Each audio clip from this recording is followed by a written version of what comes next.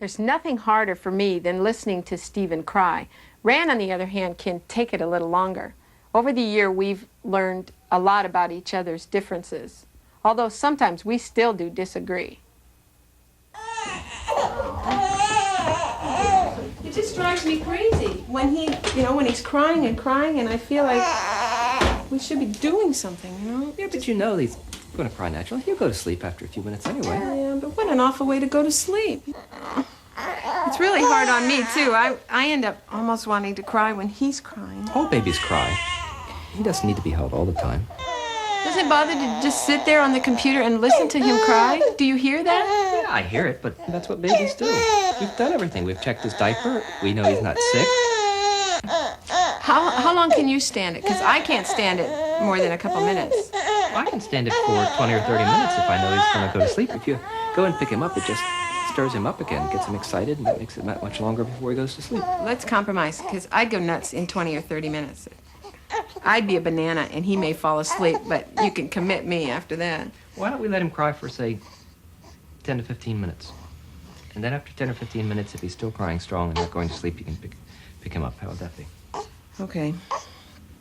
All right. Maybe I'll go do something else for 10 minutes, because I can't take this. Why don't you take a walk or something? And okay. Then I'll watch him and give him this bottle, okay? Feeling frustration and even anger at your child's uncontrollable crying is not only understandable, it's human. The fact is, none of us is perfect, babies and parents alike. And there will be times when separate needs and wants collide and the fragile family harmony falls apart. If you need a break to get some perspective, take it. Sometimes alleviating your own tension may coincidentally ease your baby's. Remind yourself that it's not your fault, and time may be the only answer. And try to boost each other's morale. If you work as a team, then at least when the crying is over, you can comfort each other and wind down together. Oh, cheer up now. It's not that bad. Next to eating and crying, a baby's sleeping pattern, or lack of it, is a major concern to new parents. The amount of time newborns spend sleeping, or crying for that matter, varies remarkably from baby to baby and over time. Fortunately, as a baby matures, his sleep behavior becomes more regular and predictable. Some infants, a minority to be sure, sleep up to 20 hours a day in their first weeks at home.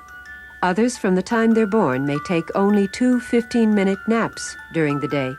But generally, a newborn spends between 2/3 and 3/4 of his day asleep. Anywhere between 6 weeks and 3 months, babies usually begin to have one long wakeful period and several shorter ones, with naps in between. By 3 months, most babies begin to sleep longer than 4 hours at a time at night. Amar, you gonna wake up for me? Wake up now. Wake up. There is no need to worry that your baby is sleeping too much or too little. He'll take exactly as much sleep as he needs. Unlike adults, tired infants do not have the ability to keep themselves awake. A quiet baby may seem only to eat and sleep. However, in her alert moments before and after feedings, she may be taking in a great deal of the sounds and sights around her. And an active baby who sleeps as little as 8 to 10 hours a day thrives on stimulation and doesn't require the average dosage of sleep. Marcy and I started out having Amar sleeping with us. But oh boy, didn't take long for us to figure out who was the company and who was the crowd. Okay, hun. See you later. Good night. Many new parents wonder, where should the baby sleep?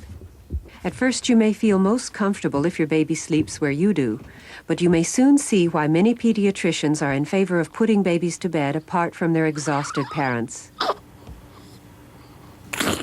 Newborns make a lot of noise at night. Although the irregular rhythm of an infant's breathing is completely commonplace, your baby's snuffles, snorts, and sighs may well keep you awake with concern. None of these sounds actually require your attention. If hungry, or if she really needs you, she'll cry. And then, even if several doors away, the pitch of his calling will rouse you in a matter of seconds. Wherever your baby sleeps, you will want him to feel cozy and secure. A crib or cradle should have a bumper pad and other protection around all sides. Your baby should sleep on a firm crib mattress, and when you lay him down, be careful to remove all toys and pillows. Pediatricians now recommend that babies sleep on their backs. Placed this way, a baby is more protected from the risk of SIDS, or sudden infant death syndrome.